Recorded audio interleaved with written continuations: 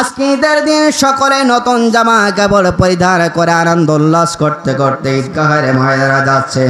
আর আজকে আনন্দের দিন, খুশির দিন, কেন তুমি ঈদগাহের পাশে বসে বসে কাঁদতেছো? ছোট্ট বালক ডাক দিয়ে বলল, আমি আপনার কাছে আমার এই ব্যাখ্যা, আমার ব্যথা বেদনা দুর্দিনের কথাটা আমি বলতে চাই না। আমি একজন মানুষের সঙ্গে বলবো, তিনি হলেন রাহমাতাল লিল আলামিন নবী মুহাম্মদ রাসূলুল্লাহ সাল্লাল্লাহু আলাইহি ওয়াসাল্লাম ছাড়া আজকে ইয়াতীমের মনের দুঃখ কোন মানুষ বুঝতে পারবে না। আমার প্রিয় বন্ধুগণ, বিশ্ব নবী আমার জনাবে মুহাম্মদ রাসূলুল্লাহ সাল্লাল্লাহু আলাইহি ওয়াসাল্লাম ইয়াতীমদেরকে এত ভালোবাসতেন, ইয়াতীমদেরকে বিশ্ব নবী আমার এতটা সম্মান করতেন, এতটা ইজ্জত করতেন। রাসূল করিম সাল্লাল্লাহু আলাইহি ওয়াসাল্লাম একদিন ঈদের নামাজের জন্য ঈদগাহের ময়দানের দিকে আসতেছেন। এমন এই মুহূর্তে রাসূল এখনো পর্যন্ত বাড়ি থেকে বাইর হয় নাই। একটা ছোট্ট ইয়াতীম বালক রাস্তার পাশে বসে বসে অনাঝরে কাঁদতেছেন, ফোফায়া ফোফায়া কাঁদতেছেন। এমন এই মুহূর্তে হযরত ওমর ফারুক রাদিয়াল্লাহু তাআলা চলে আসলেন। ছোট্ট বালকের করুণ কান্না দেখে ওমর যখন দাঁড়িয়ে গেলেন, ওমরের কঠিন হৃদয়টা ছোট্ট বালকের কান্না দেখার পরে ওমরের কঠিন হৃদয়টা যেন মোমের মতো গলে নরম হয়ে গেল। আমিরুল মুমিনিন খলিফাতুল মুসলিমিন ওমর ফারুক রাদিয়াল্লাহু তাআলা ছোট্ট বালকের কান্না দেখে তার পাশের মধ্যে বসে গেলেন। ডাক দিয়ে বলো, বাবা, ও বাবা, আজকে ঈদের দিন সকলে নতুন জামা কাপড় পরিধান করে আনন্দ উল্লাস করতে করতে ঈদগাহের ময়দানে যাচ্ছে। আর আজকে আনন্দের দিন, খুশির দিন, কেন তুমি ঈদগাহের পাশে বসে বসে কাঁদতেছো? ছোট্ট বালক ডাক দিয়ে বলল, আমি আপনার কাছে আমার এই ব্যাখ্যা, আমার ব্যথা বেদনা দুর্দিনের কথাটা আমি বলতে চাই না। আমি একজন মানুষের সঙ্গে বলবো, তিনি হলেন রাহমাতাল লিল আলামিন নবী মুহাম্মদ রাসূলুল্লাহ সাল্লাল্লাহু আলাইহি ওয়াসাল্লাম ছাড়া আজকে ইয়াতীমের মনের দুঃখ কোন মানুষ বুঝতে পারবে না। আবার প্রিয় বন্ধুগণ, ওমর ফারুক তিনি চলে গেলেন। প্রতিমধ্যে আবু বকর সিদ্দিক রাদিয়াল্লাহু তাআলা চলে আসতেছেন। আবু বকর সিদ্দিক নরম দিলের মানুষ, যখন ছোট্ট বালকের কান্নার আওয়াজ রাস্তার পাশে বসে বসে কাঁদতেছেন, এমনই মুহূর্তে আবু বকর সিদ্দিক রাদিয়াল্লাহু তাআলা তিনি পাশে বসে গেলেন। ডাক দিয়ে বলো, বাবা, একই কথা, আজকে ঈদের দিন সব মানুষ আনন্দ উল্লাস করতেছে, সব মানুষ ঈদের দিন তারা নতুন জামা কাপড় পরিধান করে ঈদগাহের ময়দানের দিকে যাচ্ছে। বাবা, কেন তুমি কাঁদতেছো?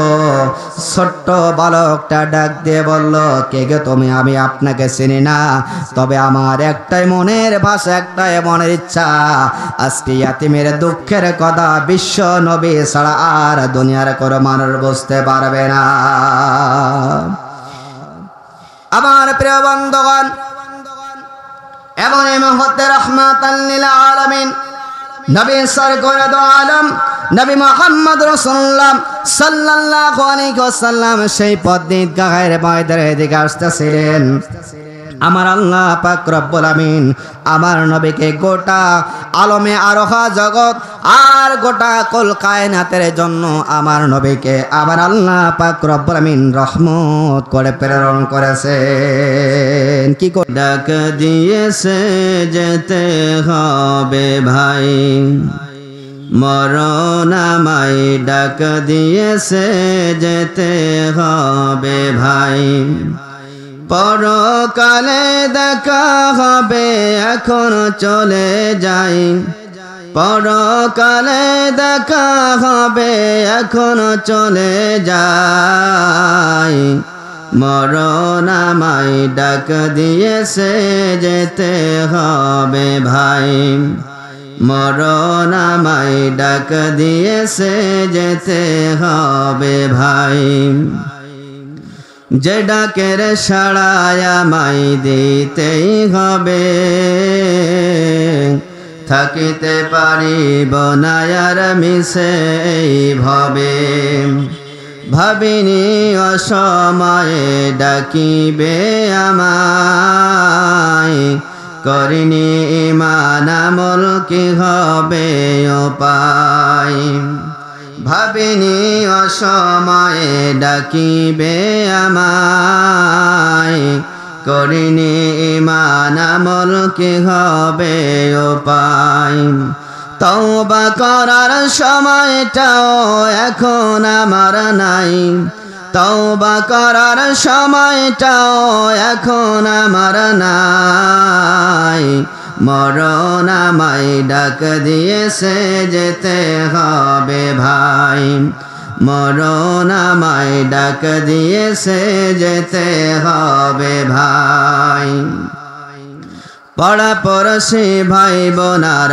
ঘরের সুন্দর বিবি ভুলে যাবে কিছুদিন পরে যত আপন ভাবি রেখে যাওয়া সম্পদ তারা নিয়ে যাবে লুট করে আমি পাপী থাকব পড়ে অন্ধকার কবরে পাড়াপড়শি ভাই বোনার ঘরের সুন্দর বিবি ভুলে যাবে কিছুদিন পরে যত আপন ভাবি রেখে যাওয়া সম্পদ তারা নিয়ে যাবে লুট করে আমি পাপী থাকব পড়ে অন্ধকার কবরে এই দুনিয়া কারোর জন্য নয় তো চিরস্থায়ী এই দুনিয়া কারোর জন্য নয় তো চিরস্থায়ী মরণ আমায় ডাক দিয়েছে যেতে হবে ভাই মরণ আমায় ডাক দিয়েছে যেতে হবে ভাই আল্লাহুম্মা সাল্লি আলা মাওলানা মুহাম্মদ ওয়া আলা হাবিবিনা দুরূদ শরীফের আওয়াজ জোরে পড়লে আমাদের জেল জুলুম হত্যা মামলার কোনো ভয় আছে একটু আওয়াজ দিয়ে বলুন আছে এখান থেকে 7 মাস আগের আমাদের সমাজের এই দেশের যে বাস্তব চিত্র পরীক্ষা ছিল পরীক্ষিত ছিল বর্তমান সময় কি তেমন কোন চিত্র তেমন কোন ভয়ভীতি আমাদের আছে নাকি তো সেই সময় জানতাম যে আল্লাহ এবং আল্লাহ রাসূলের যদি কেউ প্রশংসা করে জেলখানায় যাওয়ার সম্ভাবনা আছে বর্তমান সমাজে তো সেই ভয় আমাদের মাঝে আর নাই ঠিক কিনা বলেন তাহলে এখন কিসের ভয় আগে ছিল শেখ হাসিনার ভয় আর এখন হলো বাড়ির যে খাদ্যমন্ত্রী আছে তার ভয় তাই তো নাকি বাড়ি থেকে বলে দিয়েছে যে আগের সমাজের সেই পূর্বের দিকে লক্ষ্য করে মাহফিলে যে আওয়াজ দিও কখন আবার ফট করে বাংলাদেশের জমিনে ঢুকে পড়ে ঠুস করে ঢুকে পড়বে আর কিন্তু অবস্থা একেবারে জনমের মতো নাস্তানাবুদ হয়ে যাবে ঠিক কিনা বলেন সেই ভয়তে আমরা কেউ দুরূদ পড়ব না যে যেখানে আসি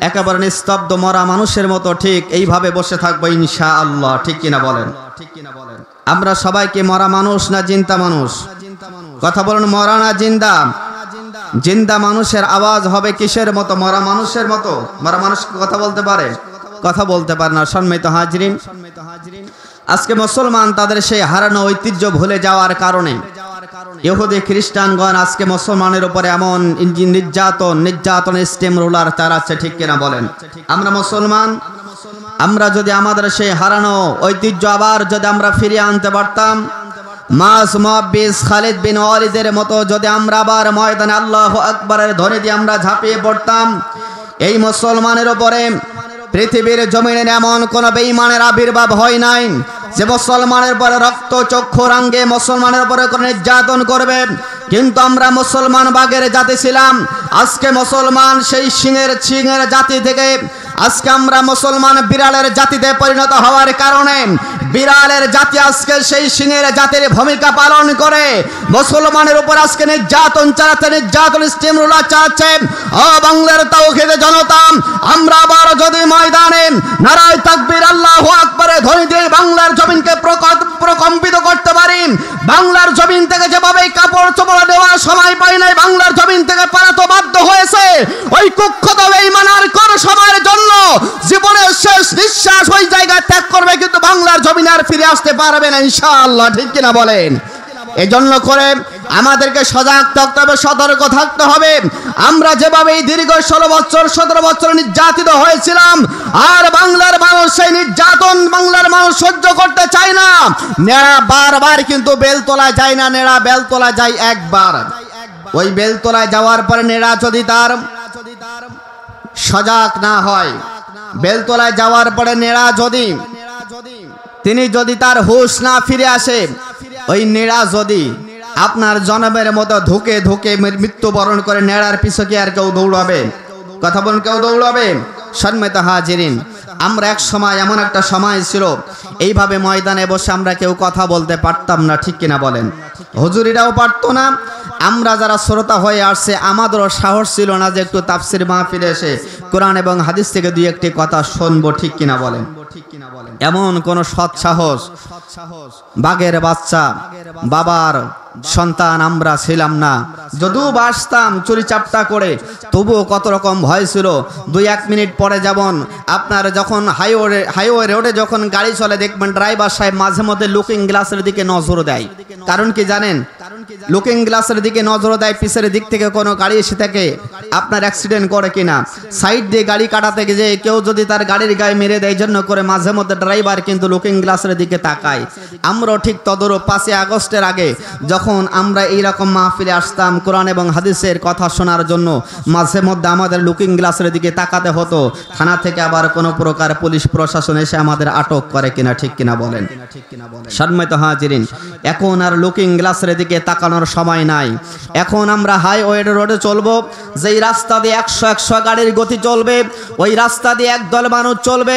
আবার যেই রোডে 80 স্পিডের গাড়ি চলবে, সেই রোডে 80 স্পিডের গাড়ি চলবে। কোনো গাড়ি একটা রোডের সঙ্গে আর একটা রোডের এসে কোনো গাড়ির সঙ্গে ধাক্কা মারতে পারবে না। আমরা মুসলমান, 5 আগস্টের পরে আমরা এখন সবাই সজাগ জাতি, এবং আমরা আমাদের সেই হারানো ঐতিহ্য মনে হয় আবার আমরা ফিরে পেয়েছি, ঠিক কিনা বলেন?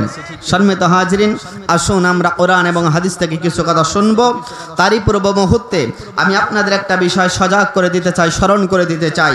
আমি কোনো রাজনৈতিক বক্তা না, রাজনৈতিক কোনো নেতা না, যে আগামীতে আপনাদের সামনে মেম্বার ইলেকশন করব, অথবা চেয়ারম্যান ইলেকশন করব, অথবা এমপি ইলেকশন করব, অথবা আমি কারোর কাছ থেকে কোনো টাকা খাইয়া এই জায়গায় এসে তার প্রচারের জন্য আমি আসি নাই। আল্লাহর কসম করে বলি, কোরআন এবং হাদিস থেকে স্বল্প পরিসরে আমি যে 4টা আয়াতে কারিমা তেলাওয়াত করেছি, তার উপরে ভিত্তি করে সংক্ষিপ্ত কিছু কথা বলবো। যদি এই কথা বলতে যে আপনার বাস্তব চিত্রের কিছু কথা আমার মুখের মধ্যে এসেও যায়, তাহলে এই বাস্তব চিত্রের কথাকে আমি ছেড়ে দিব না, বলতে যে যদি আপনারা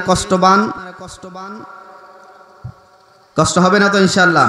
আসুন, আল্লাহ পাক রব্বুল আলামিন আজকের যেই জায়গাটা আমরা বসে আছি, এই জায়গাটা এই মুহূর্তে একটা জান্নাতের বাগান, বলেন সুবহানাল্লাহ। সম্মানিত হাজিরিন, জান্নাতের বাগানে আসতে পারে তারাই, আল্লাহ পাক রব্বুল আলামিন যাদেরকে জান্নাতি মানুষ হিসাবে ঘোষণা করেছেন, জান্নাতের মাঝে তো তারাই প্রবেশ করবে, ঠিক কিনা বলেন? তাহলে বোঝা গেল আমরা এই জায়গায় যারা উপস্থিত হয়েছি বর্তমানে আমরা এখন সবাই জান্নাতি মানুষ, জান্নাতি বাগানের মাঝে আমরা বসে আছি, ঠিক কিনা বলেন? সম্মানিত হাজিরিন, আমি যেই কোরআন থেকে কথা বলার জন্য আপনাদের সামনে কোরআন বাহির করে আমি 4টা আয়াতে কারিমা তেলাওয়াত করেছি। কোরআন আওয়ামী লীগের কোরআন, জামাত ইসলামের কোরআন, জাতীয় পার্টির কোরআন, বিএনপির কোরআন। এই কোরআন হলো সর্বদলীয় মানুষের জন্য। আল্লাহ পাক রব্বুল আলামিন এই কোরআনুল কারীমের মাঝে পৃথিবীর শুরু থেকে আর শেষ পর্যন্ত যা কিছু ঘটবে সব কিছু আল্লাহ পাক রব্বুল আলামিন প্রত্যেকটা স্টেপ বাই স্টেপ কোরআনুল কারীমের মাঝে আল্লাহ তাআলা বর্ণনা করে দিয়েছেন। কিন্তু দুঃখজনক হলো সত্য কথা, আমরা মুসলমান, পৃথিবীর ইহুদি খ্রিস্টানগণ আজকে কোরআনকে রিসার্চ করে তারা এরোপ্লেন আবিষ্কার করতেছে, কোরআনকে রিসার্চ করে তারা মোবাইল ফোন আবিষ্কার করতেছে, উন্নত যত ইলেকট্রনিক্সের মিডিয়া আছে সব কিছু তারা আবিষ্কার করতেছে। আর আমরা মুসলমান কোরআন গবেষণা করে আমরা পেয়েছি নাবির নিচে হাত বাঁধবো না, নাবির উপরে হাত বাঁধবো, ঠিক কিনা বলেন? সম্মানিত হাজিরিন, ছোট্টখাটো ফরিয়াদি বিষয় নিয়ে আমাদের কোনো মাসালার এবং কোনো প্রকার বাক বিতণ্ডতা করার কোনো সুযোগ নাই। এই কোরআন আল্লাহ পাক রব্বুল আমিন আমাদের কাছে প্রেরণ করেছেন মানব জাতির হেদায়েতের জন্য, ঠিক কিনা বলেন? প্রশ্ন আসতে পারে, হুজুর মানব জাতির হেদায়েতের জন্য যে আল্লাহ পাক রব্বুল আমিন কোরআন প্রেরণ করেছেন, এটা আপনার কথা না কোরআনুল কারীমের কথা? আমাদের শুনতে মন চাই কি চাই না? আমার প্রিয় বন্ধুগণ, আল্লাহ পাক রব্বুল আলামিন মহাগ্রন্থ আল কুরআনুল কারীমের মধ্যে বর্ণনা করেছেন ফামান তাবিয়া হুদায়া ফালা খাউফুন আলাইহিম ওয়ালা হুম ইয়াহজানুন। বলে আল্লাহু আকবার। আল্লাহ পাক রব্বুল আমিন বর্ণনা করছেন, ও পৃথিবীবাসী, আমার গোলাম, আমার বান্দাগণ, আমি যেই মহাগ্রন্থ আল কুরআনুল কারীম তোমাদের জন্য প্রেরণ করেছি, ফামান তাবিয়া হুদায়া ফালা খাউফুন, আমার কোরআন থেকে যদি কোনো বান্দা হেদায়েত প্রাপ্ত হতে পারে, আমি আল্লাহ পাক রব্বুল আমিন দুইটা সুসংবাদ আমার বান্দার জন্য দান করেছি। কয়টা? একটা আওয়াজ করে বলুন, কয়টা? দুইটা সুসংবাদ আমার আল্লাহ পাক রব্বুল আমিন আমাদের জন্য বর্ণনা করেছেন। আল্লাহ তাআলা বলেন ফালা খাউফুন, আমার বান্দার জন্য কোনো ভয় নাই, ওয়ালা হুম ইয়াহজানুন, আমার বান্দার জন্য কোনো টেনশন নাই। এটা দুনিয়ার জিন্দেগিতে হতে পারে, পরকালের ময়দানে এবং দুনিয়ার ময়দানে কোনো সময়ের জন্য আমার বান্দার কোনো ভয় এবং কোনো টেনশন থাকবে না। ঘোষণাকার, একটু আওয়াজ করে বলেন ঘোষণাকার। তো আল্লাহ বলছেন কোনো ভয় নাই, কোনো টেনশন নাই, তাহলে ময়দানে বসতে আমাদের কিসের ভয়? কোনো ভয় আছে? কথা বলেন, কোনো ভয় আছে? সম্মানিত হাজিরিন, আসুন আমরা হুজুরেরা যখন কোনো জায়গায় কোনো মঞ্চে কথা বলি, আগে বিভিন্ন ভাবে বিভিন্ন দিক থেকে আমাদেরকে ডিরেকশন দেওয়া হতো, হুজুর এই জায়গা থেকে নাই, এইভাবে নাই, এইভাবে কথা বলতে হবে, ঠিক কিনা বলেন? সম্মানিত হাজিরিন, কোরআন এবং হাদিস থেকে কথা বলবো। কথা বলতে যে যদি আমাদেরকে ডিরেকশন দেওয়া হয়, আমাদেরকে যদি সাবজেক্ট ফিক্সড করে দেওয়া হয় যে এইভাবে না এইভাবে কথা বলতে হবে, বলেন তো দেখি এই কোরআন কি কোনো রাজনীতি করার জন্য পৃথিবীর মাঝে এসেছে? হ্যাঁ, কোরআন এসেছে রাজনীতির জন্য, কিন্তু এই কোরআন কোন দলীয় রাজনীতির জন্য আসে নাই। কোরআন এসেছে সর্বজনীন মানুষের সুবিধা ভোগ করে পৃথিবীর জমিনে মানুষকে এক কাতারে, পৃথিবীর জমিনে মানুষকে সকল মানুষের নাগরিক অধিকার ফিরিয়ে দেওয়ার জন্য, ঠিক কিনা বলেন? সম্মানিত হাজিরিন, আসুন সেই কোরআন থেকে কথা হবে। যদি কোরআন থেকে কথা বলতে কোনো প্রকার বাধা বিপত্তি আসে, কোরআন থেকে কথা বলতে বাধা বিপত্তি ডিরেকশন আমাকে দিয়ে কি লাভ? যেই কোরআন আল্লাহ পাক রব্বুল আমিন তার লাউহে মাহফুজ থেকে আমাদের জন্য প্রেরণ করেছেন, আপনার যদি পছন্দ না হয়, লাল কলমের 5 টাকার একটা কলমের কালি কিনে এনে আপনি কোরআনের আয়াতগুলোকে কেটে দেন, দিয়ে আপনি নতুন ভাবে আরেকটা কোরআন পৃথিবীর জমিনে সম্প্রচার শুরু করে দেন, তাহলে মানুষগুলো ওই জায়গা থেকে ওই কথাগুলো না পাইলে তো আর কোনো মানুষ কোরআন এবং হাদিস থেকে সেই কথাগুলো বলতে পারবে না, ঠিক কিনা বলেন? সুতরাং সাবজেক্ট আমাদেরকে নির্ধারণ করে দিয়ে কি লাভ? আমাদের উপরে হত্যা, জেল জুলুম নির্যাতন করে কি লাভ? যদি করতে হয় সেই জায়গায় যে করো। সেই কোরআনকে যদি আমরা কাটছাট করে আবার সমাজের মাঝে নতুন, যদি কোনো বাপের বেটা হয়ে থাকো, সমাজের মাঝে আবার নতুন কোরআন তুমি প্রচলন করো, দেখি তোমার বৈধ বাপের বৈধ সন্তান কিনা, ঠিক কিনা বলেন?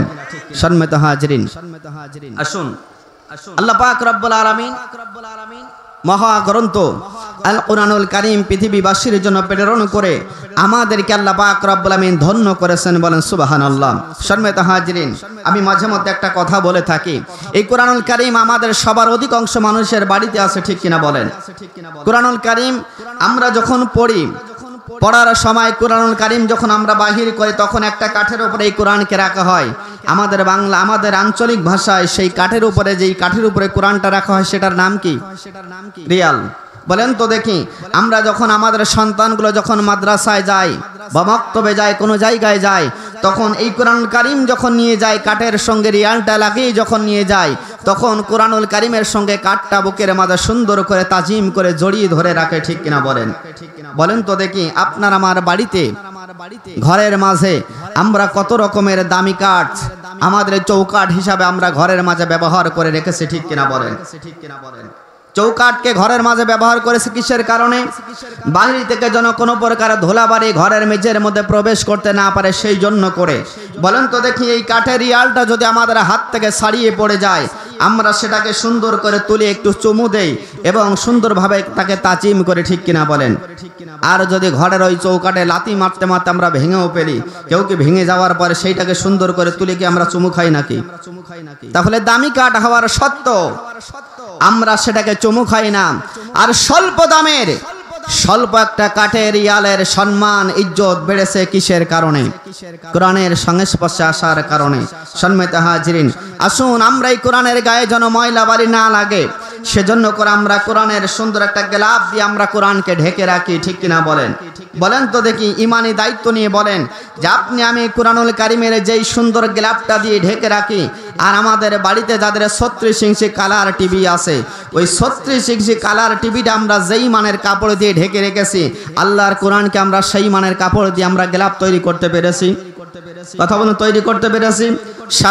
30 থেকে 35 টাকা গজের কাপড় যখন কোরআনুল কারিমের সঙ্গে আমরা গ্লাভ দিয়ে ঢেকে রেখেছি, এই কোরআনকে যখন আমরা বুকের মাঝে দড়ি ধরি, তখন সর্বপ্রথম ওই আপনার 30 থেকে 35 টাকার ছোট্ট আপনার কাপড়টুকু আমরা বুকের মাঝে সুন্দর করে তাজিম করে জড়ি ধরে রাখি, ঠিক কিনা বলেন?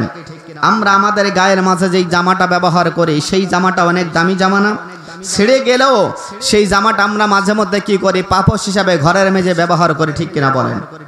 কিন্তু কোরআনুল কারিমের গ্লাভটা যখন ছিঁড়ে যায়, তখন আমরা সেইটাকে পাপোশ হিসাবে ঘরের মেঝে ব্যবহার করি কেউ? কারণ এই ছোট্ট কাপড়ের টুকরার সম্মান বাড়িয়ে দিয়েছেন একমাত্র কোরআনের সঙ্গে লাগার জন্য। ও বাংলার তাওহীদে জনতা, আজকে সব জিনিসের কোরআনের সঙ্গে মহব্বত রাখার জন্য তার সম্মান তাজিম আল্লাহ পাক রব্বুল আলামিন বাড়িয়ে দিয়েছেন। আর পৃথিবীর মানুষ আজকে কোরআন থেকে দূরে সরে আসার কারণে আজকে ইহুদি খ্রিস্টানের কাছে প্রত্যেকটা পদে পদে লাঞ্ছিত, বঞ্চিত আর অপমানিত হচ্ছে এই পৃথিবীর মানুষ, ঠিক কিনা বলেন? একটাই কারণে, ছোট্ট কাপড়ের টুকরার সম্মান বাড়িয়ে দিয়েছে কোরআনের সঙ্গে কোরআনের স্পর্শ হওয়ার কারণে। ছোট্ট কাঠের টুকরার সম্মান বাড়িয়ে দিয়েছে আমার আল্লাহ কোরআনের সঙ্গে লাগার কারণে। আর আজকে আমাদের সম্মান ইজ্জত ধুলির সঙ্গে মিশিয়ে দিয়েছে একটাই কারণে, এই কোরআন থেকে আমরা দূরে সরে আসার কারণে, ঠিক কিনা বলেন?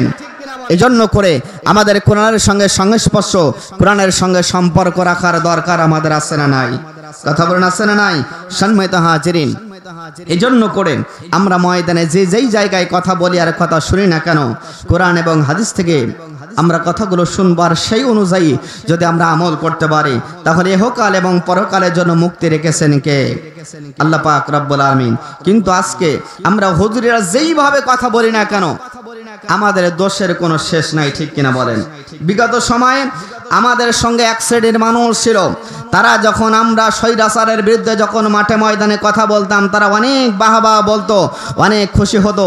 কিন্তু 5 আগস্টের পরে আজকে তাদের কিছু স্বার্থ হাসিলের জন্য ময়দানে যখন হুজুরেরা কথা বলে, আজকে তারা সেই স্বৈরাচারের চাইতে ময়দানে আজকে আমাদের উপর, আমাদের বিপক্ষে বিভিন্ন রকম কথা এবং অপপ্রচার চালিয়ে যাচ্ছে, ঠিক কিনা বলেন? সম্মানিত হাজিরিন, কিসের কারণে? 5 আগস্টের পরে আমরা তোমাদের কাছে ভালো ছিলাম, 5 আগস্টের আগে আমরা তোমাদের কাছে পীরের মতো ছিলাম, 5 আগস্টের পরে তোমাদের কিছু স্বার্থ হাসিলের জন্য আজকে ময়দানে যখন হুজুরা কোরআন এবং হাদিস থেকে কথা বলে, তখন বলে ওরা ধর্ম ব্যবসায়ী, ঠিক কিনা বলেন? কথা বলেন, ঠিক কিনা? সম্মানিত হাজিরিন, মিডিয়ার যন্ত্র, ফেসবুকের যুগ আপনারা সবাই দেখেছেন। আমাদের বাংলাদেশের একজন পার্লামেন্টারিয়ার, একজন মহিলা নেত্রী ছিলেন, তিনি আমাদের এই সমাজের 2 জন ইসলামিক স্কলারের বিরুদ্ধে বিভিন্ন রকম কুরুচি মূল্য বক্তব্য এবং মন্তব্য করেছেন, ঠিক কিনা বলেন? সম্মানিত হাজিরিন, আজকের লক্ষ্মীনাথপুর এলাকাবাসীর এই তাফসীরুল কোরআন মাহফিল থেকে আমি সেই সমস্ত মানুষদেরকে বলতে চাই, অতীত থেকে শিক্ষা নাও। বাংলার জমিনের 17 বছর রাজত্ব করে যেমন কাপড়ে নিয়ে ভারতের জমিনে পালিয়ে যাওয়ার সুযোগ পায় নাই, আজকে যদি তোমরা আলেম ওলামার বিরুদ্ধে বিভিন্ন রকম হুঙ্কার এবং বিভিন্ন রকম কুরুচিপূর্ণ বক্তব্য করো, বাংলার তাওহীদে জনতা আবার রাজপথের মধ্যে নামবে। এই তাগুতকে যেমন বাংলার জমিন থেকে ছাড়া করতে বাধ্য করেছে, তেমনি তারই পথে যদি তোমরা হাঁটো, এই বাংলার জমিনের মানুষ কিন্তু তোমাদের সহজে ছেড়ে দিবে না। তার চাইতো তোমাদেরকে আরো বেশি আর করুণ পরিণতি বাংলার জমিন থেকে তোমাদের ছাড়তে হবে, ঠিক কিনা বলেন? সুতরাং সাবধান হয়ে যাও, হুঁশিয়ার হয়ে যাও। সম্মানিত হাজিরিন, বাংলার জমিনের মানুষ, প্রত্যেকটা ধর্মগ্রহণের মানুষ নিরাপদে বাংলার জমিনের মাঝে বসবাস করবে, নিরাপদে বাংলার জমিনের মাঝে বসবাস করবে। তাদের ন্যায্য অধিকার, প্রত্যেকটা ধর্মগ্রহণকারী মানুষের স্ব ন্যায্য অধিকার তারা ফিরে পাবে। কোনো মানুষের উপরে রাজনৈতিক হস্তক্ষেপ দিয়ে, কোনো মানুষের উপরে ধর্মের তহমত চাপিয়ে দিয়ে কোনো মানুষকে কোনো প্রকার কষ্ট দেওয়ার সুযোগ আর বাংলার জমিনের মাঝে নাই। কারণ এখন আর স্বৈরাচার শেখ হাসিনার যুগ নয়, কিন্তু এখন হলো ডক্টর ইউনূসের বাংলাদেশ। ঠিক কিনা বলেন? যতদিন থাকুক তার কথা আমাদের মানার, এবং তিনি যেভাবেই আপনার বাংলার জমিনটাকে এগিয়ে নিয়ে যাওয়ার চেষ্টা করতেছেন, আমরা এই বাংলার জমিনের যোগ্য নাগরিক হিসাবে তার সাপোর্ট করা দরকার আছে না নাই? কথা বলেন আছে না নাই? আর টিভিতে একটা নিউজ দেখলাম গতকালকের ঘটনা, 5 আগস্টের আগে বাংলার আমাদের এই ছোট্ট ভূখণ্ডটা 123 নম্বর স্থানে ছিল। মানে একেবারে মনে হয় এর পিছনে আর 2-1টা দেশ ছাড়ার পিছনে আর ঠেলাগাড়ি রোজিনা পরিবহন আর কেউ নেই। কিন্তু আজকে 7 মাস গড়াতে না গড়াতে 123 নম্বর থেকে আমার বাংলার জমিন, আমার এই ছোট্ট ভূখণ্ড এখন 47 নম্বরে এগিয়ে এসেছে। বলেন সুবহানাল্লাহ। সম্মানিত হাজিরিন, এটা আমাদের সকলেরই কষ্টের ফসল। আমরা জানো আমাদের এই ছোট্ট ভূখণ্ড বাংলার জমিনটাকে আমরা এগিয়ে নিয়ে যেতে পারি। আল্লাহ পাক রব্বুল আমিন আমাদের সবাইকে যেন সে তৌফিক দান করবেন, আল্লাহুম্মা আমিন। সম্মানিত হাজিরিন, আসুন কোরআন থেকে আমি যে আয়াতে কারিমাগুলো তেলাওয়াত করেছিলাম, আল্লাহ পাক রব্বুল আমিন ঘোষণা করেছেন কিয়ামতের ময়দানে আজকে পৃথিবীর জমিনের মাঝে যত মানুষ আছে প্রত্যেকটা মানুষ 2টা দলে বিভক্ত। কয়টা দলে? 2টা শ্রেণীতে আল্লাহ পাক রব্বুল আমিন কিয়ামতের ময়দানে বিভক্ত করবেন। একটা শ্রেণী চলে যাবে জান্নাতে, আরেকটা শ্রেণী চলে আসবে জাহান্নামে। সম্মানিত হাজিরিন, এই 2টা শ্রেণীর মানুষ আজকে আমরা পৃথিবীর মাঝে বসবাস করতেছি। 2টা শ্রেণীর মানুষ, সে হতে পারে আমার বাবা, হতে পারে আমার ভাই, হতে পারে আমার স্ত্রী, হতে পারে আমার পাড়া প্রতিবেশী। আজকে এই তাফসীরুল কোরআন মাহফিলে যে আমরা হাজির হয়েছি, হতে পারে আমাদের মধ্যে কেউ একজন। যখন জান্নাতি মানুষগুলো জান্নাতের মধ্যে প্রবেশ করবে, জান্নাতি মানুষগুলো জান্নাতের মধ্যে প্রবেশ করার পরে জান্নাতের মাঝে এমন কোনো নিয়ামত নাই যে জান্নাতের মাঝে আল্লাহ পাক রব্বুল আমিন সেই নিয়ামত হিসাবে, খাদ্য হিসাবে রেখে দেই নাই। বলেন সুবহানাল্লাহ। আমাদের মনে যেটা জীবনে কোনোদিন কল্পনাও করে নাই, এমন কিছু আশ্চর্যজনিত খাবার আল্লাহ পাক রব্বুল আমিন জান্নাতের মধ্যে রেখে দিয়েছেন। বলেন সুবহানাল্লাহ। বলেন তো দেখি, এই রকম আশ্চর্যজনিত যেটা জীবনে কোনোদিন আমরা কল্পনা করে নাই, এমন খাবার যদি আমরা জান্নাতের মধ্যে পাই, তাহলে আমাদের আনন্দ লাগবে না কষ্ট লাগবে? আর যারা পাচ্ছে না, যারা দেখতেছে, যারা খাইতে পারতেছে না, তারা কি তাদের মনের মধ্যে কষ্ট লাগবে না আনন্দ লাগবে? আনন্দ লাগবে?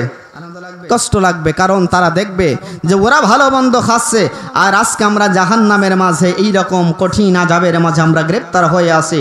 সম্মানিত হাজিরিন, সেদিন আল্লাহ পাক রব্বুল আমিন জান্নাতি আর জাহান্নামী মানুষদেরকে যখন দেখার ব্যবস্থা করবেন, জান্নাতি মানুষেরা সুন্দর খাদ্য, ফলমূল, নানান রকম খাদ্য তারা খাচ্ছে, তখন জাহান্নামী মানুষেরা দেখে তাদের আফসোস হবে, আর তারা বলবে, জান্নাতি মানুষেরা ওই জাহান্নামী মানুষদেরকে ডাক দিয়ে বলবে, ভাই আমরা তো সবাই একই পরিবারের মানুষ ছিলাম, একই বাজারে আমরা ব্যবসা করতাম, একই বাজারে আমরা হাট বাজার করতাম, একই মোড়ে একই চায়ের দোকানে আমরা চা খেতাম।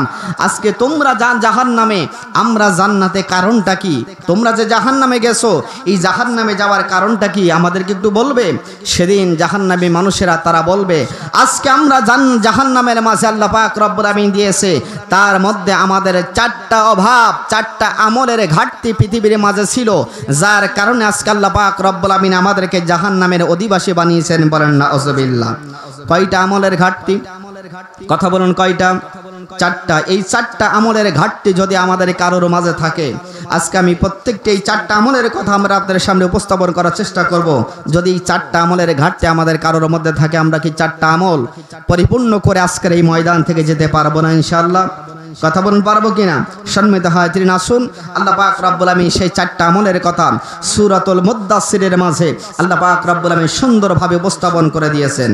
আমার প্রিয় বন্ধুগণ, আল্লাহ পাক রব্বুল আলামিন সূরাতুল মুদ্দাসসিরের মাঝে জান্নাতি মানুষগুলো যখন জাহান্নামী মানুষের কাছে প্রশ্ন করবেন, ভাই আজকে কি কারণে, কিসের জন্য আল্লাহ পাক রব্বুল আমিন তোমাদেরকে জাহান্নামে দিয়েছেন আর আমাদেরকে আল্লাহ পাক রব্বুল আমিন জান্নাতে দিয়েছেন? জাহান্নামী মানুষেরা সেদিন একটা কথা বলবে, ও জান্নাতি মানুষেরা, আজকে আমরা জাহান্নামের মাঝে এসেছি। মা সালাকাকুম ফি সাকর, আমরা জাহান্নামের মাঝে সাকর নামক জাহান্নামের মধ্যে আমাদের পড়ার আমাদের আসার একটাই কারণ, সর্বপ্রথম কারণ হলো আল্লাহ পাক রব্বুল আমিন এই যে দুনিয়ার মাঝে আমাদের জন্য ফরজ হুকুম আল্লাহ পাক রব্বুল আমিন সর্বপ্রথম নামাজের ফরজ আল্লাহ পাক রব্বুল আমিন দিয়েছিলেন। সেদিন জাহান্নামী মানুষেরা জান্নাতি মানুষের প্রশ্নের জবাব তারা এমন ভাবে দিবেন। আমার আল্লাহ পাক রব্বুল আমিন বলেন জাহান্নামী মানুষেরা সেদিন জান্নাতি মানুষদেরকে বলবে ক্বালু লাম নাকু মিনাল মুসাল্লিন।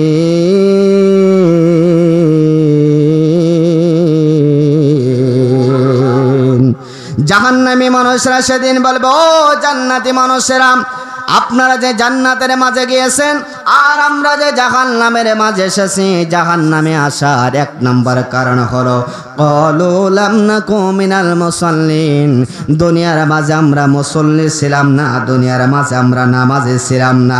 এই নামাজি না থাকার কারণে আজকে এক নম্বর কারণ হলো আমাদের জাহান্নামে আসার, দুনিয়ার মাঝে আমরা নামাজ পড়তাম না। কি পড়তাম না? নামাজ পড়তাম না।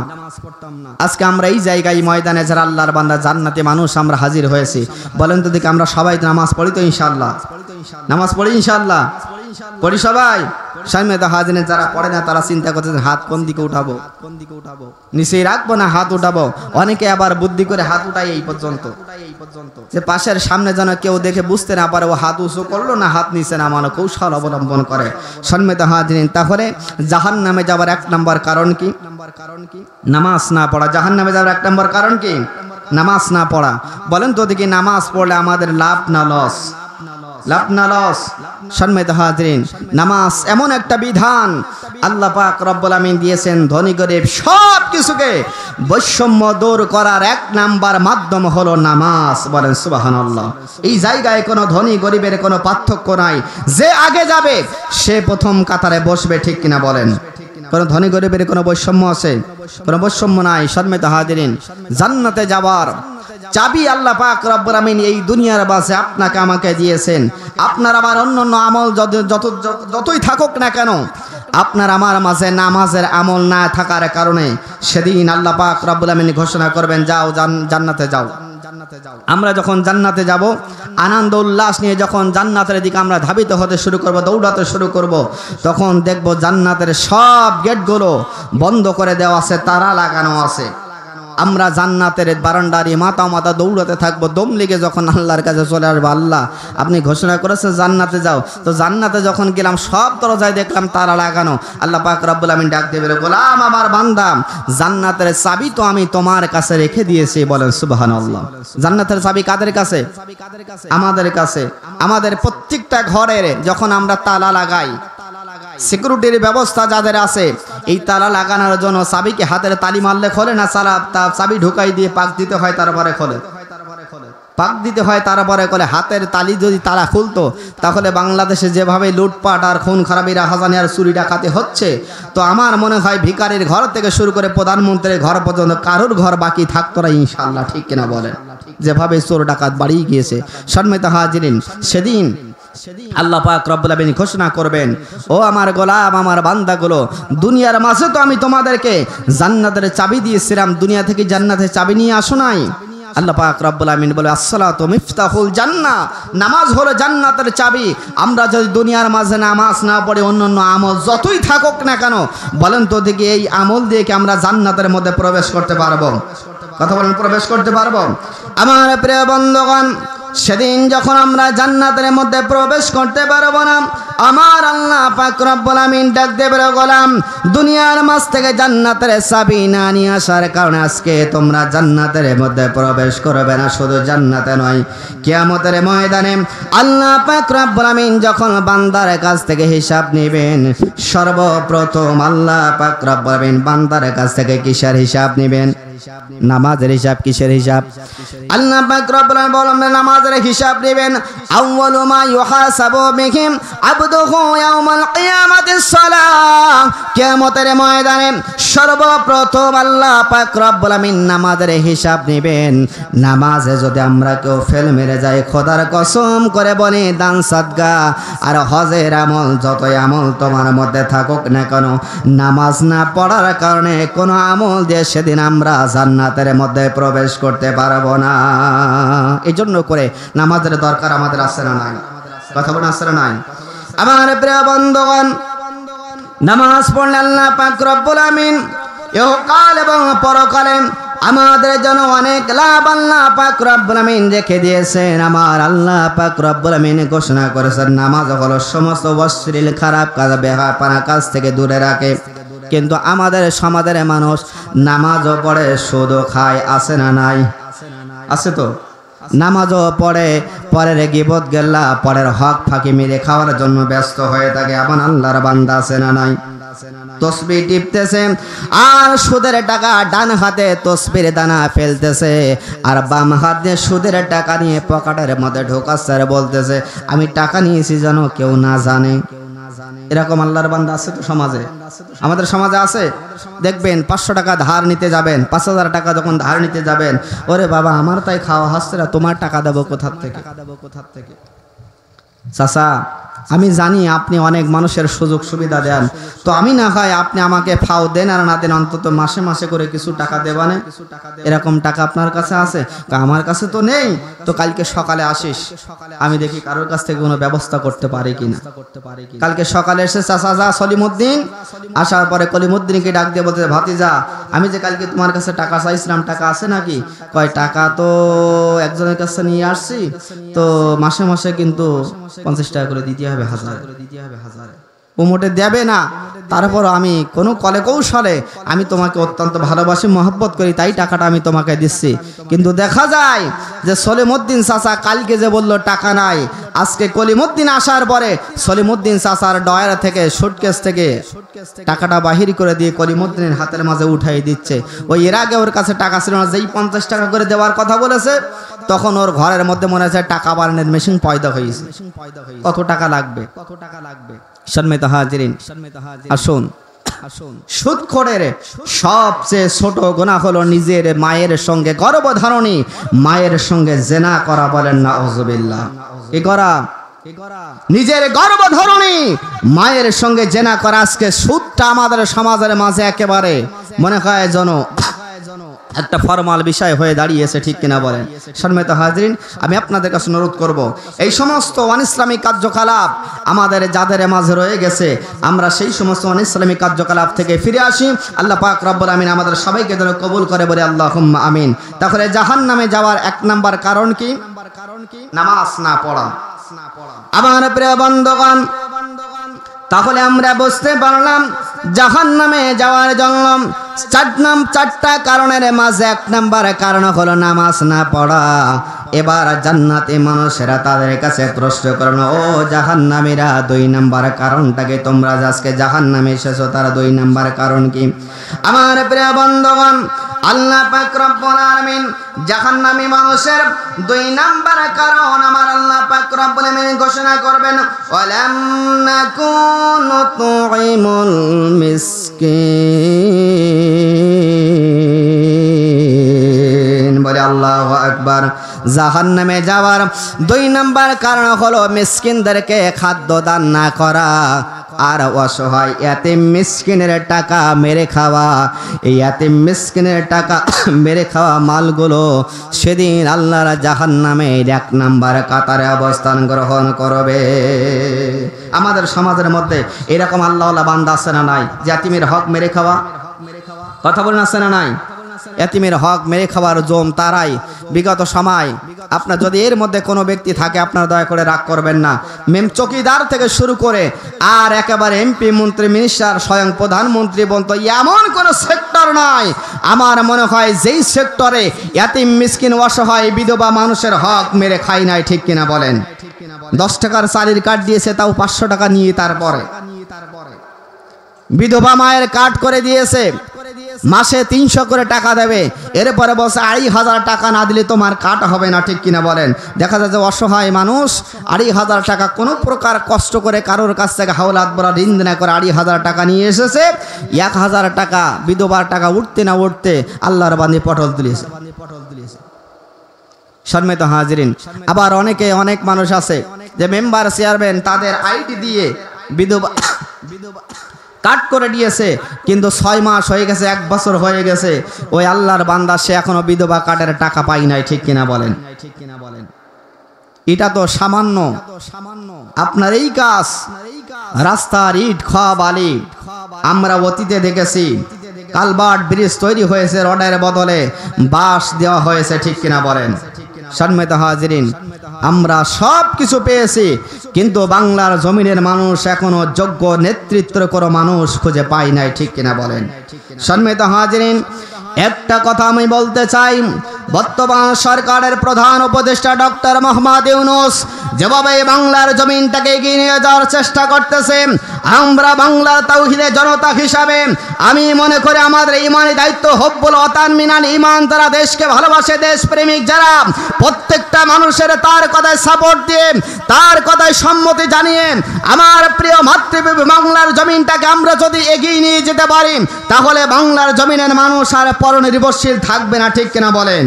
5 আগস্টের আগে আমরা দেখেছি 200 টাকা করে কেজি আপনার পেঁয়াজের কেজি আমাদের কিনে খাইতে হয়েছে, 400 টাকা, 450 টাকা, 500 টাকা পর্যন্ত আমরা কাঁচা ঝালের কেজি কিনে খেয়েছি। সম্মানিত হাজিরিন, কিন্তু ভারত আমাদের সব কিছু বন্ধ করে দিয়েছে, এখন আমরা না খেয়ে মরে যাচ্ছে, ঠিক কিনা বলেন? না খেয়ে মরে যাচ্ছি, না খেয়ে মরে যাচ্ছে। 200 টাকার পেঁয়াজ এখন আমি গতকালকে কিনলাম 32 টাকা কেজি, আলহামদুলিল্লাহ। ভালোটা 32 টাকা কেজি বিক্রি হচ্ছে, আর এরপরে 20 টাকা থেকে তো শুরু আছেই। 500 টাকা কাঁচা ঝালের কেজি, এখন মাত্র 80 টাকায় আমরা কাঁচা চালের কেজি কিনে খেতে পারতেছি, ঠিক কিনা বলেন? একটু দাম কম বেশি থাকতেই পারে। সম্মানিত হাজিরিন, এই জন্য করে আমি আপনাদের কাছে অনুরোধ করব, আমার এই বাংলার জমিনটাকে নিয়ে গিয়ে যাওয়ার জন্য আমাদের যেভাবে ডিরেকশন দেওয়া হচ্ছে, আমরা যেভাবে এগিয়ে যাচ্ছি, আমার মনে হয় আগামী কয়েক মাসের মধ্যে আমাদের বাংলাদেশ একটা স্বাবলম্বী দেশের অন্তর্ভুক্ত হয়ে যাবে, ঠিক কিনা বলেন?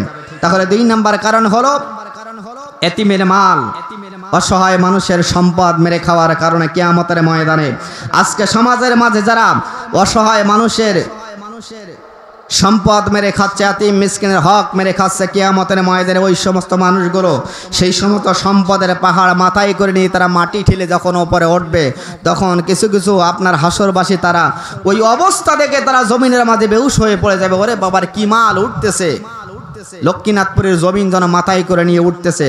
সম্মানিত হাজিরিন, কেউ আছে রিং সেরাপ মেরে খেয়েছে, কিয়ামতের ময়দানে সব আল্লাহ পাক রব্বুল আলামিন হাড়ের মতো গালার মধ্যে ঝুলিয়ে দেবে, পায়খানা সেলাপ মাথায় করে নিয়ে আল্লাহর বান্দা জমিনের উপর উঠে দাঁড়াবে। আমার প্রিয় বন্ধুগণ, এজন্য করে আমরা আমাদের সমাজের মাঝে অসহায় মানুষ যারা আছে, আমাদের সমাজের মাঝে অসহায় মানুষ, ফকির মিসকিন যারা আছে, এতিম মিসকিন যারা আছে, তাদের হক আমরা মেরে খাবো তো খাবো নাই, ওয়াদা করলাম আল্লাহ পাক রব্বুল আলামিনের কাছে আমরা সেদিন বলবো, আমার আল্লাহ প্রভু, কিয়ামতের ময়দানে একটা কথা আমরা আজকে স্বীকৃতি দিলাম, কিয়ামতের দুনিয়ার জমিনে থাকতে আমরা কোনোদিন অসহায় এতিম মিসকিনের হক আমরা মেরে খাই নাই। আমার প্রিয় বন্ধুগণ, তৎকালীন সময়ের মাঝে একজন আল্লাহর বান্দা, আল্লাহর ওলির নাম হল আব্দুল্লাহ ইবনে মুবারক রাহমাতুল্লাহ আলাইহি। আব্দুল্লাহ ইবনে মুবারক রাহমাতুল্লাহ আলাইহি তার ছোট্ট কলিজার টুকরা ছোট্ট বালকটা পাশের বাড়ির একজন বন্ধুর সঙ্গে খেলা করত, বন্ধুত্বের সম্পর্ক ছিল। একদিন দুপুর বেলায় আব্দুল্লাহ ইবনে মুবারকের ছোট্ট সন্তানটা পাশের বাড়ির বন্ধুর সঙ্গে খেলা করার জন্য যখন চলে গেল, দেখলো পাশের বাড়ির ওই বন্ধুর মা বাবা ভাই বোন এক জায়গায় বসে একই পাটিতে খানার টেবিলে বসে তারা গোশত দিয়ে ভাত খাচ্ছে। ছোট্ট বালক আব্দুল ইবনে মুবারকের ছোট্ট সন্তানটা যখন বন্ধুর বাড়িতে বেড়াতে গিয়েছে, চিন্তা করতেছে মনে হয় আমার বন্ধুর পরিবারে গোশত দিয়ে ভালো মন্দ খাওয়া হচ্ছে, আমাকে না দিয়ে খাবে না, আমাকে দিবেই অবশ্যই। এই বলে যখন তিনি আশা নিয়ে বাড়ির দিকে আস্তে আস্তে করে যখন ওই বন্ধুর বাড়ির দিকে প্রবেশ করতে শুরু করলেন, বিছানার পাশে বসা মাত্রই বন্ধুর বাবা ওই পার্শ্ববর্তী আব্দুল ইবনে মুবারকের পাশের প্রতিবেশী এমনভাবে তাকে ধিক্কার দিল, এমনভাবে তাকে তাড়িয়ে দিল। ছোট্ট বালক কাঁদতে কাঁদতে যখন বাবার কাছে চলে আসলো, বাবা ঘরের মধ্যে হজে যাওয়ার জন্য যখন নফল হজে যাওয়ার জন্য টাকাগুলো গুনতেছিলেন, এমনই মুহূর্তে আব্দুল ইবনে মুবারকের ছোট্ট বালকটা ঘরের মধ্যে কাঁদতে কাঁদতে প্রবেশ করলেন। বাবা ডাক দিয়ে বলো, বাবা এই সমাজের মধ্যে এমন কোন মানুষ আছে আমার ছোট্ট নিরীহ সন্তানটাকে ধিক্কার দিয়ে তাড়িয়ে দিয়েছে, মেরে তাড়িয়ে দিয়েছে? আব্দুল ইবনে মুবারকের ছোট্ট সন্তান ডাক দিয়ে বলো, বাবা আমি যখন আমার বন্ধুর সঙ্গে খেলা করার জন্য পাশের বাড়িতে গেলাম, যাওয়ার পরে আমার বন্ধুর বাবা আমাকে এভাবে ধিক্কার দিয়ে তাড়িয়ে দিয়েছে। আমার প্রিয় বন্ধুগণ, আব্দুল ইবনে মুবারক রাহমাতুল্লাহ আলাইহি টাকাগুলো স্ত্রীর হাতের মধ্যে উঠাই দিয়ে বলেন, ও স্ত্রী টাকাগুলো রেখে দাও, আমার সন্তানটাকে ধিক্কার দিয়ে দৌড় দৌড় করে তাড়িয়ে দিয়েছে। আমি আব্দুল ইবনে মুবারক তারা বদলা না নেওয়া পর্যন্ত আমি ঘরের মধ্যে প্রবেশ করব না। আব্দুল ইবনে মুবারক তার ছোট্ট সন্তানটাকে নিয়ে যখন আস্তে আস্তে করে ঘরের মধ্যে প্রবেশ করলেন, ওই প্রতিবেশীর বাড়ির মধ্যে যখন ঢুকে গেল, প্রতিবেশীর বাড়ির মধ্যে প্রবেশ করার সঙ্গে সঙ্গে তিনি সালাম দিলেন, আসসালাতু আসসালামু আলাইকা ইয়া আহলাল বাইত। যখন এরকম সালাম দিলেন, সালাম দেওয়ার সঙ্গে ঘর থেকে সালামের জবাব আসলো। আসার পর আব্দুল ইবনে মুবারক ডাক দিয়ে বলতেছে, ভাই আমার ছোট্ট বালকটা এমন কি অপরাধ করেছিল, আপনার বাড়িতে আসার পরে আমার ছোট্ট বালকটাকে আপনি ধিক্কার দিয়ে তাড়িয়ে দিলেন কিসের কারণে? সম্মানিত হাজিরিন, আব্দুল ইবনে মুবারকের এই কথা যখন শুনলেন প্রতিবেশী, তিনি দুই চোখের পানি অনাঝরে পড়তেছেন আর কাঁদতেছেন। আব্দুল ইবনে মুবারক তো তিনি বিপদের মধ্যে পড়ে গেলেন। কারণটা কি? আমি নিতে আসলাম বদলা, এই বেচারা কাঁদতেছেন, তার কারণটা কি? আব্দুল ইবনে মুবারক যখন ওই বেচারার কাছে জিজ্ঞাসা করেন, বাবা আমি তো আপনাকে বেশি কথা কিছু বলে না, আমি শুধু জানতে এসেছি আপনি আমার ছোট্ট বালকটা কেন কি কারণে আপনার বাড়ি থেকে ধিক্কার দিয়ে তাড়িয়ে দিলেন? আব্দুল ইবনে মুবারকের এই কথা শোনার পরে প্রতিবেশী ব্যক্তিরা ডাক দিয়ে বলল, আব্দুল ইবনে মুবারক আপনি তো ধনী মানুষ, প্রতি বছর আপনি হজে যান, আপনার অনেক টাকা পয়সা আছে, কিন্তু আমি আপনার প্রতিবেশী, আমার জন্য যেটা খাওয়া আল্লাহ পাক হালাল করে দিয়েছেন সেটা আপনার পরিবারের জন্য আল্লাহ পাক খাওয়া হারাম করে দিয়েছেন। সম্মানিত হাজিরিন, এই কথা শোনার পরে বলেন তো দেখি টেনশন বাড়বে না কমবে? টেনশন বাড়বে না? আব্দুল ইবনে মুবারক তিনি আশ্চর্য হয়ে গেলেন যে আপনার পরিবারের জন্য যেটা খাওয়া হালাল, আমার পরিবারের জন্য সেটা খাওয়া হারাম। কিসের কারণে? আমাকে ব্যাখ্যা বিশ্লেষণ করে বলতে হবে। ওই প্রতিবেশী ডাক দিয়ে বলে, আব্দুল ইবনে মুবারক আজকে 3 দিন পর্যন্ত আমার উনানের মধ্যে চুলার মধ্যে হাঁড়ি জ্বলে না। আমার ছোট্ট 2টা বালক প্রতিদিন ক্ষুধার যন্ত্রণায় খাওয়ার সময় যখন হয়ে যায়, ক্ষুধার যন্ত্রণায় আমার ছোট্ট বালকগুলো আমার পা জড়িয়ে দিলে ছটপট করে। আমি বাবা হিসাবে আমার ছোট্ট ছোট্ট বালকের এই করুণ কান্না আমি সহ্য করতে পারি না। 3 দিন পর্যন্ত মানুষের দ্বারে দ্বারে আমি ঘুরে বেড়িয়েছি, কিন্তু কোনো মানুষের কাছে কোনো আর্থিক সহযোগিতা পাই নাই। মানুষের দ্বারে দ্বারে আমি ঘুরে বেড়িয়েছি, কিন্তু কোনো মানুষের বাড়িতে কোনো কাজের সন্ধান আমি পাই নাই। আজকে যখন আমার ছোট্ট বালকগুলো সকালবেলায় উঠে আমার কাছে ক্ষুধার যন্ত্রণায় আমি বাবা হিসাবে লজ্জিত, আমার পায়ের উপরে পড়ে যখন আমার সন্তানগুলো ছটপট করে কাঁদতেছে, আমি একটা ছোট্ট বাজার বেষ্টির ব্যাগ নিয়ে আমি বাহির হয়ে চলে গেলাম। কোথাও কোনো কাজের সন্ধান এবং খাদ্য আমি পাই কিনা সব জায়গা আমি ঘুরে বেড়ালাম, কিন্তু কোনো জায়গায় যখন কোনো খাদ্য এবং কাজের বন্ধ ব্যবস্থা আমি পাই নাই। আমি যখন ফিরে আসতেছিলাম, আসার মধ্যে আমি প্রতিমধ্যে দেখলাম মরুভূমির মধ্যে একটা পশু, মরা পশু পড়ে আছে। আমি আশেপাশে তাকিয়ে দেখলাম কোনো মানুষ নাই। মরা পশু থেকে আমি কিছু গোশত কেটে নিয়ে আমি আমার পরিবারের আমার বিবির হাতের মধ্যে উঠাই দিলাম, দিয়ে বললাম, বিবি রে, আজকে আমার সন্তান এবং এই পরিবারের প্রত্যেকটা মানুষ ক্ষুধার তৃষ্ণায় নিবারণে তাদের জীবন যায় ভাব।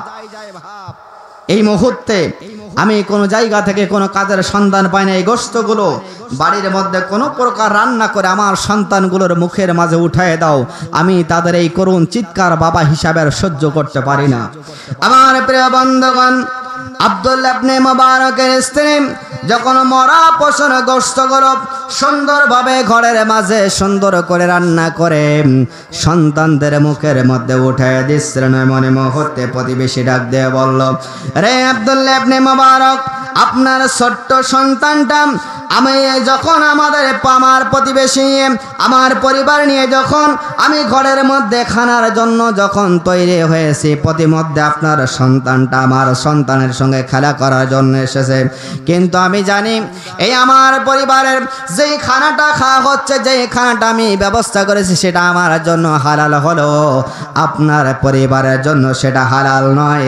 রে আব্দুল্লাহ ইবনে মুবারক, এই জন্য করে আমি আপনার সন্তানটাকে আমার বাড়ি থেকে যদি এভাবে বাহির করে না দেয় তাহলে সে কোনো প্রকার বাইর হয়ে যাইতো না। এই জন্য করে আমি কটু কথা এবং ধিক্কার দিয়ে আমার বাড়ি থেকে আমি তাকে বাহির করে দেওয়ার চেষ্টা করেছি। এমনই কথা যখন আব্দুল্লাহ ইবনে মুবারক শুনলেন, দুই চোখের পানি ছেড়ে দিয়ে কাঁদতেছেন আর আল্লাহর কাছে দুটো হাত তুলে দোয়া করেন, প্রভু মালিক আল্লাহ, কিয়ামতের ময়দানে আমি আব্দুল্লাহ ইবনে মুবারককে আসামির কাঠগড়ায় বিচারের কাঠগড়ায় আমাকে দাঁড় করিয়ে দিও না। প্রতিবেশীকে ডাক দিয়ে বলো, প্রতিবেশী ভাই, আপনি এতটা অসহায় হয়ে আছেন এটা তো আমার জানা ছিল না। আপনি কেন আমাকে আপনার অসহায়ের কথাটা একটু যারা মোবারক বাড়িতে চলে আসেন। বাড়িতে আসার পরে প্রাণের বিবিকে ডাক দিয়ে বলো, বিবি রে, আমি যদি হজে না যাই তাহলে কোনো মানুষ আমাকে কটু কথা বলবে না, কোনো মানুষ আমার কাছে প্রশ্ন জিজ্ঞাসা করবে না। নফল হজে না যাওয়ার কারণে আমার আল্লাহ পাক রব্বুল আমিন আমাকে কিয়ামতের ময়দানে আসামির কাঠগড়ায় আমাকে দাঁড় করাবে না। রে প্রাণের বিবি, কিন্তু কিয়ামতের কঠিন ময়দানে আমার আল্লাহ যদি প্রশ্ন করে, আব্দুল্লাহ ইবনে মুবারক, প্রতি বছর তুমি হজে গিয়েছো কিন্তু তোমার প্রতিবেশী না খেয়ে ধুকে ধুকে মৃত্যুবরণ করেছে, বিচারের কাঠগড়ায় আমাকে আসামি হয়ে দাঁড়িয়ে যেতে হবে। বিবি রে, আমি আল্লাহর প্রশ্নের জবাব দিতে পারবো না। ও প্রাণের বিবি, আমি নফল হজে যাওয়ার জন্য যেই টাকাটা গচ্ছিতে করে রেখেছি টাকাটা আমার হাতের মধ্যে উঠে দাও। আমার প্রতিবেশী না খেয়ে মৃত্যুবরণ করতেছে, তার বাড়িতে টাকাটা আমি পৌঁছায় দিয়ে আসি। আব্দুল্লাহ ইবনে মুবারক টাকাটা হাতের মধ্যে নিয়ে প্রতিবেশীর বাড়িতে চলে গেলেন আর ডাক দিয়ে বলো, প্রতিবেশী ভাই, কিয়ামতের ময়দানে আমাকে আসামির কাঠগড়ায় যেন দাঁড় না হতে হয়, আপনি আমাকে দয়া করে মাফ করে দিবেন, ক্ষমা করে দিবেন। আরো আগে আপনার পাশে এসে দাঁড়ানোর দরকার আমার ছিল, কিন্তু না জানার কারণে আমি আপনার পাশে দাঁড়াতে পারে নাই। আব্দুল্লাহ ইবনে মুবারক ডাক দিয়ে বলো, ভাই রে, আমি হজে যাওয়ার জন্য যেই টাকাটা গছিয়ে রেখেছিলাম, হজে যাওয়ার জন্য যেই টাকাটা আমি গচ্ছিত করে রেখেছিলাম, হজে বছর আমি যাব না, আল্লাহ হায়াতে জিন্দেগিতে বাঁচিয়ে রাখলে পরবর্তী বছর হজে যেতে পারবো। আব্দুল্লাহ ইবনে মুবারক তার হাতের মাঝে টাকাটা উঠে দিয়ে বলেন, ভাই, আপনার পরিবারকে সুন্দরভাবে চালানোর জন্য যা কিছু প্রয়োজন আছে এই টাকা দিয়ে আপনি ক্রয় করবেন, টাকা দিয়ে আপনি খরিদ করবেন। আব্দুল্লাহ ইবনে মুবারক টাকাটা তার হাতের মধ্যে দিয়ে যখন বাড়ির মধ্যে চলে আসলেন, রাতের আধারের মাঝে গভীর রাতে যখন আব্দুল্লাহ ইবনে মুবারক চিন্তা করতে করতে যখন তিনি ঘুমায় পড়লেন, হঠাৎ করে আব্দুল্লাহ ইবনে মুবারক রাতের বেলায় স্বপ্ন দেখতেছেন, কে জানো সুন্দর নুরানি চেহারার মানুষ আব্দুল্লাহ ইবনে মুবারকের মাথার পাশে এসে হাজির হয়ে গিয়েছে। ডাক দিয়ে বলে, আব্দুল্লাহ ইবনে মুবারক করে, আরে আব্দুল্লাহ ইবনে মুবারক, এবছর হজ যাত্রীর মাঝে যারা হজ করতে গিয়েছে, নফল হজ উমরা হজের মধ্যে যারা গিয়েছে, সব মানুষের হজের চাইতে আল্লাহ পাক রব্বুল আমিন তোমার নফল হজটা আল্লাহর দরবারে বেশি গ্রহণযোগ্য হয়ে গিয়েছে, কবুল হয়ে গিয়েছে। বলে সুবহানাল্লাহ, একটা আওয়াজ করে বলেন আল্লাহু আকবার। রে আব্দুল্লাহ ইবনে মুবারক, আল্লাহ পাক রব্বুল আমিন শুধু তোমার হজ কবুল করে নাই, তোমার বিগত জীবনের সব অন্যায় অপরাধগুলো ক্ষমা করে দিন।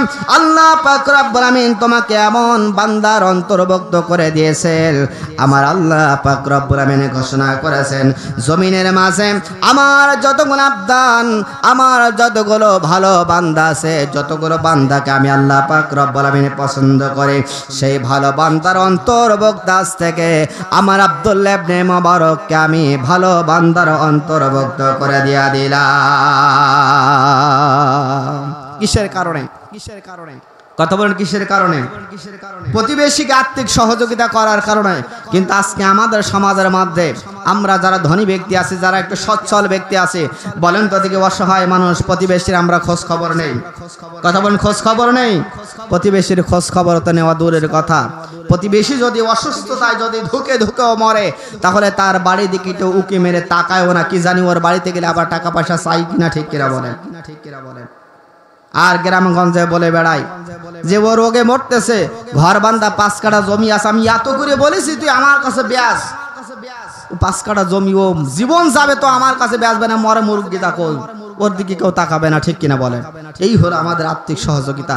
আমার প্রিয় বন্ধুগণ, শুধু তাই না, প্রত্যেকটা মুসলমান হলো একটা দেহের মতো। কিসের মতো? কথা বলেন কিসের মতো?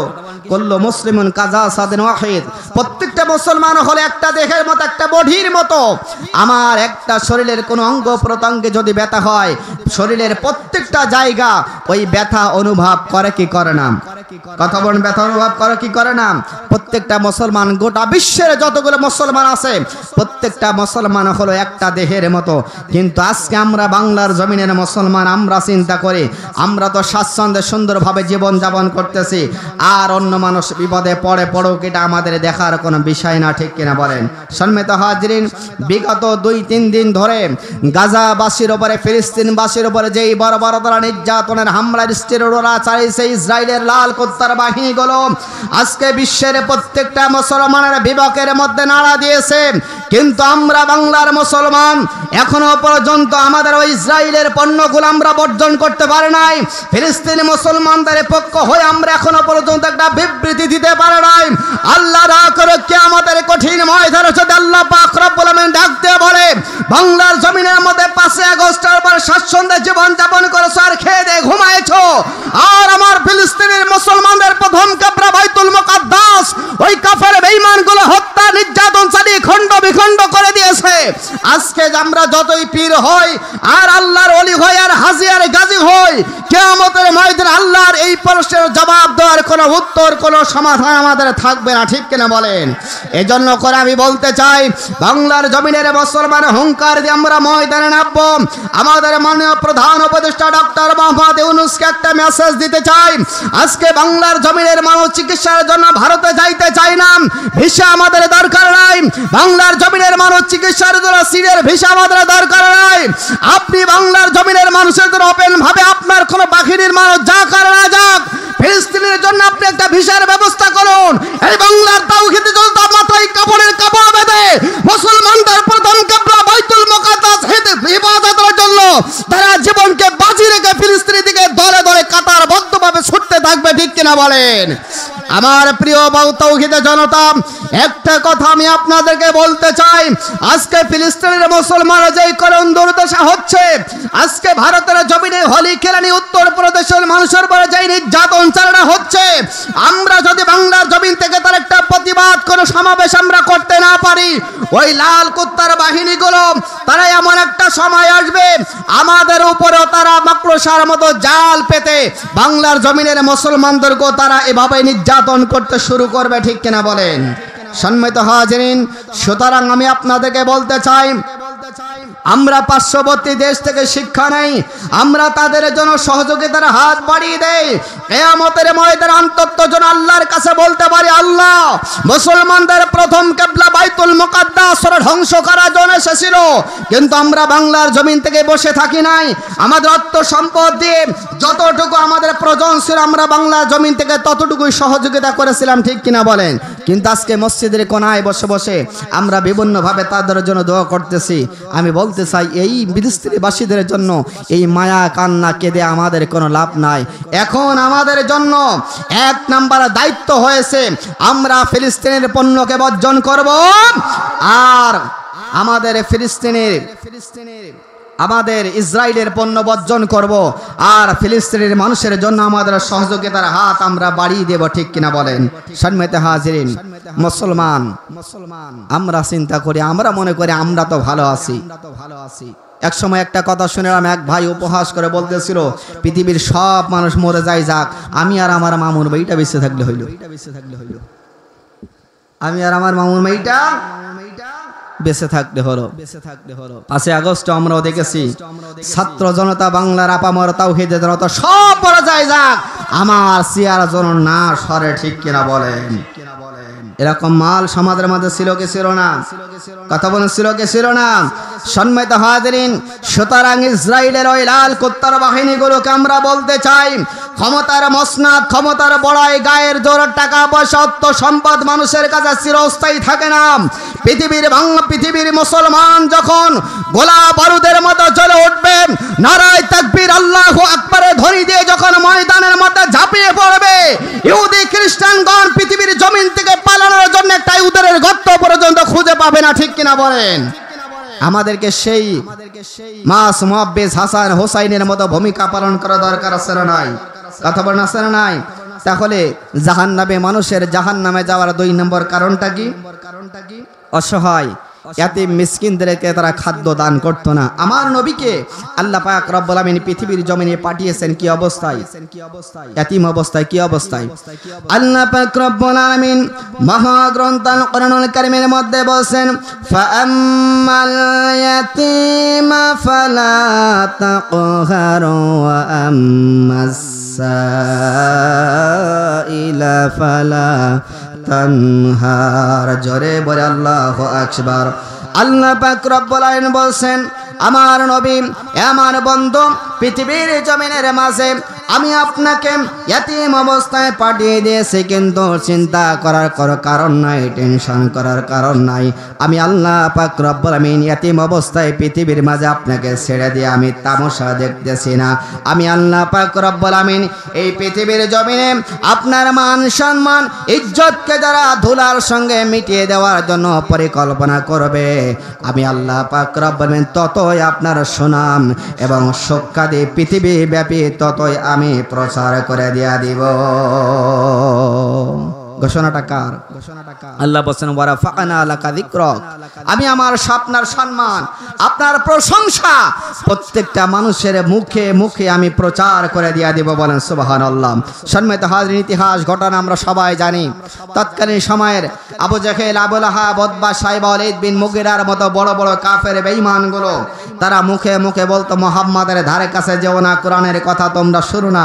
কিন্তু ইতিহাস সাক্ষী, দেখা গেল তারা এই মানুষের মাঝে দিনের বেলায় প্রচার করতো মুহাম্মাদের কথা কেউ শুনো না, রাতের বেলায় দেখা যেত ওরাই গোপনে গোপনে এসে মুহাম্মাদের ঘরের চতুষ্পাশে দাঁড়িয়ে দাঁড়িয়ে কোরআনুল কারীমের তেলাওয়াত তারা শুনতো। বলেন সুবহানাল্লাহ। এরকম আমরা অনেক ঘটনা শুনেছি না? সম্মানিত হাজিরিন, কিন্তু বাংলার জমিনের মাঝে দেখা যায় যে তৎকালীন সময়ের আবু জাহেল, আবু লাহাব, উতবা, সাইবা, ওয়ালিদ বিন মুগিরা গুলো মুখে বলতো, কিন্তু তারা বাস্তবে নিজেরাই আমল করতো না। কিন্তু আমাদের সমাজের মধ্যে আবু জাহেল আর নমরুদ, ওয়ালিদ বিন মুগিরা আছে নিকৃষ্ট কুখ্যাত বেঈমান ছিল, যেই বেঈমান মুখে শুধু বলতো না, কাজেই পরিণত করে 144 ধারা তাফসীর মাহফিলের উপরে জারি করেছিল, ঠিক কিনা বলেন? কিন্তু আমরা বাংলার তাওহীদের জনতা 144 ধারা জারি করে ওরাসপাড়ের মুখে থাকার পরও এই বাংলার তাওহীদের জনতা কোরআন থেকে তারা পিছিয়ে আসে নাই। এই কোরআন এমন একটা বাণী, কোরআনকে নিভিয়ে দেওয়ার জন্য যারা পায়তারা করেছে, কোরআনকে নিভিয়ে দেওয়ার জন্য যারা ষড়যন্ত্র করেছে, আল্লাহ পাক রব্বুল আমিন পৃথিবীর জমিন থেকে তাদেরকে নিচ্ছন্ন করে দিয়েছেন।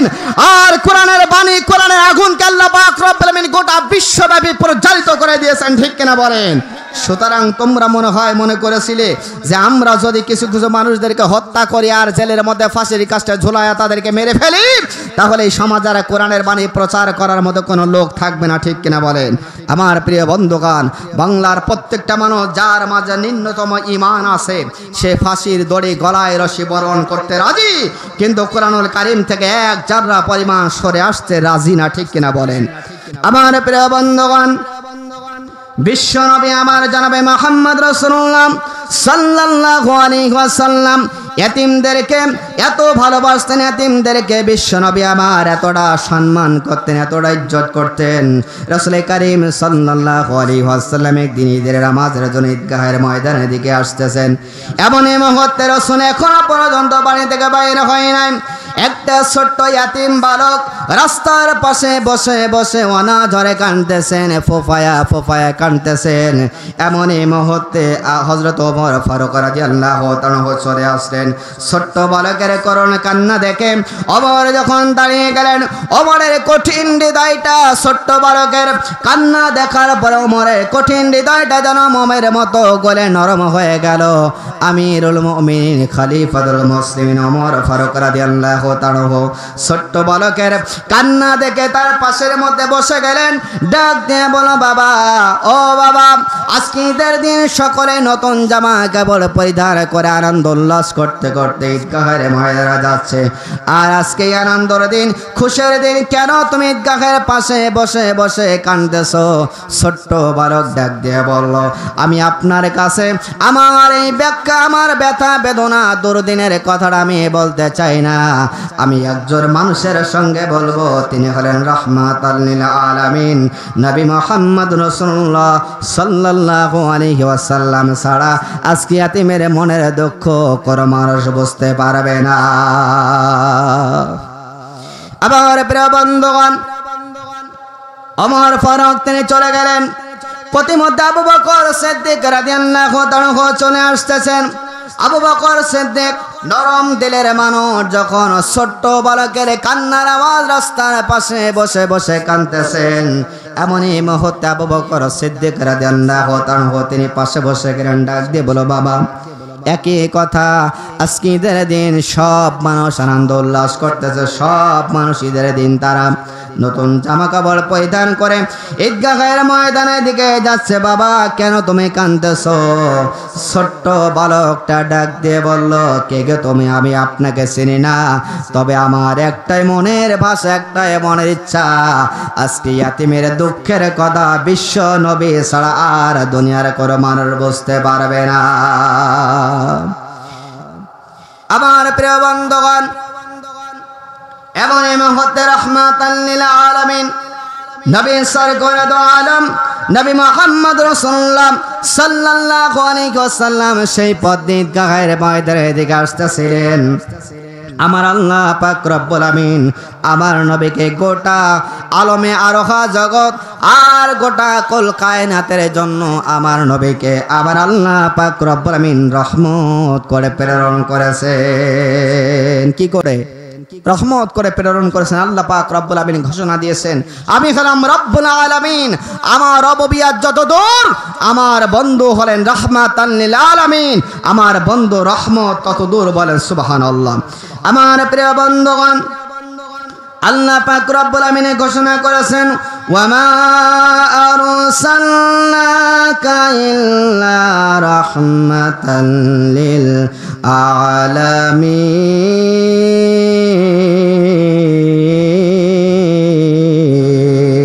আলামিন। আল্লাহ পাক রব্বুল আমিন ঘোষণা করেছেন, আমার রব্বিয়াত যত দূর, আমার বন্ধু তত দূর এরিয়ার জন্য আমি আল্লাহ পাক রব্বুল আমিন রহমত হিসেবে প্রেরণ করেছে। আমার প্রিয় বন্ধুগণ, প্রতিমধ্যে বিশ্ব নবী আমার জনাবে মুহাম্মদ রাসূলুল্লাহ সাল্লাল্লাহু আলাইহি ওয়াসাল্লাম তিনি আসছেন ঈদগাহের ময়দানে ঈদের নামাজ আদায়ের জন্য। এমন এই মুহূর্তে ইয়াতিমের করুণ কান্না, চোখের পানি দিকে আমার নবী আর সহ্য করতে পারলেন না। ছোট্ট বালক ইয়াতিমের পাশে আমার নবী যে বসে গেলেন। ডাক দিয়ে বলে, বাবা, আজকে ঈদের দিন সবাই আনন্দ উল্লাস করতে করতে নতুন জামা কাপড় পরিধান করে ঈদগাহের ময়দানে যাচ্ছে। ও বাবা, তোমার মনের মধ্যে কি এত বড় দুঃখ? আজকে কেন রাস্তার পাশে বসে বসে তুমি কাঁদতেছো? ছোট্ট ইয়াতিম বালক আমার নবীকে তিনি চিনতে পারে নাই। ডাক দিয়ে বলল, কে আপনি? আমি আপনাকে চিনি না, তবে আজকে আমার মনের দুঃখ আমি স্থির করেছি, আমার মনের দুঃখ শুধুমাত্র বিশ্ব নবীর সঙ্গে ছাড়া আমি কোনো মানুষের সঙ্গে বলবো না।